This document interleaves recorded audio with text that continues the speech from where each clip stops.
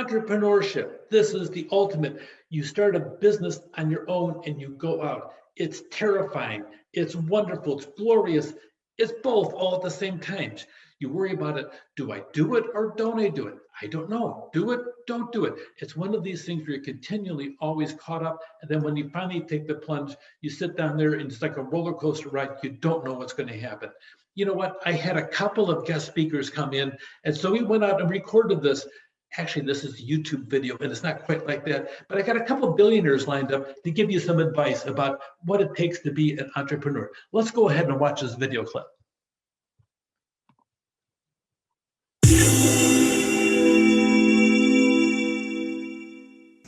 I love to be with the entrepreneurs, because you guys reminds me the past 18 toughest years that we've got. And I believe one thing, I'd give my advice to all of you as an entrepreneur. Today is very difficult, and tomorrow is even more difficult. But the day after tomorrow is very beautiful. Most people die tomorrow evening. You have to work hard, you have to learn, you have to rely on your team. And that's my business. Constantly seek criticism. Yeah.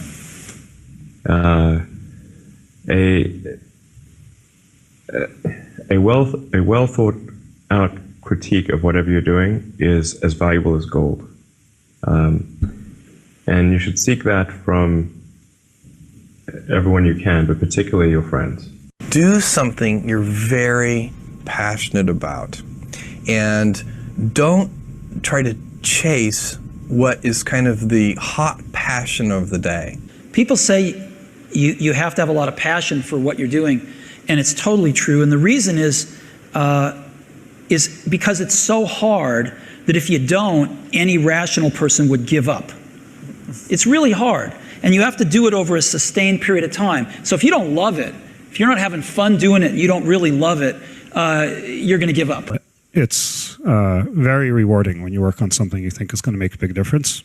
And yeah, it's a little bit harder, but I think the passion that one might bring with it brings so much more energy to that you're more likely to succeed. So just go and do it, try, learn from it. You'll fail at some things. That's a learning experience that you need so that you can take that on to the next experience. And don't let people who you may respect and who you believe know what they're talking about, don't let them tell you it can't be done. Because often they will tell you it can't be done, and it's just because they don't have the courage to try it. I think people that look for great ideas to make money, aren't nearly as successful as. So we talk about all these different billionaires. You can find that video on YouTube on your own. So we talk about entrepreneurship, and the risk is out there. Sarah Blakely on Spanx. It built itself, she says. She believed in pantyhose should be seamless, and if women wanted, they should be able to smooth areas of their body they weren't comfortable with. She sat there and she went through all kinds of things. She didn't know much about the business at all, but she believed in what she was doing. And at the age of 27, she set aside her entire life savings of $5,000 and started researching about hosiery patents. And she went through all while working her 9-to-5 sales job. She took her idea, she met with 3 separate law firms. One law firm thought they were so smart that they says, oh, where's candid camera around this whole thing? They all sat there. By the time they were all done, they wanted to take all of her life savings. And by the time it was all done, the patent her idea. So she went to the library again. She found a textbook and she sat there and wrote the patent herself. By the way, you can do it yourself too. They're really technical in the process, but you can do that. She sat there, people doubted her idea, including her friends and her family. What is this about? Why isn't somebody else done it if it's so good? She sat there and she charged on, and by time 2012 rolled around, she'd been in her business for 12 years after her first product, and she became the world's youngest self-made female billionaire. A lot of times when somebody else doesn't believe in you, you have to believe in yourself and be able to nurture yourself to continually, so every time you stumble, you have the ability to get back up. Whole Foods, nobody ever heard of Whole Foods. We all heard about it, especially when Amazon bought them out for millions and millions of dollars. But once upon a time, though, Whole Foods was an odd concept, a health food store. There were only 6 of them across all 50 states, especially anything of size. So back in Austin, Texas, John Mackey and Renee Lawson, they merged their stuff with a firm owned by Craig Weller and Mark Skiles, and they created Whole Foods in September 1980. And by the time they were done, they were booming and everything else. They bought a giant store, 10,500 square feet. They had 19 employees. They're making it larger than almost anyone of the time. And then just a year later, on Memorial Day of 1981, boom, they had a huge, gigantic, devastating flood. They asked everybody to pitch in, and then a month later, they're back up in business. Everybody had a vested interest too, but that said, they got off to a rocky start, and then they spread across the entire United States. They even left the prime, richy wealth areas and went to places in North Carolina, Rhode Island, even Detroit, and expanded rapidly. And by the time it was all done, they sold it. Amazon bought them out and spent millions in the process.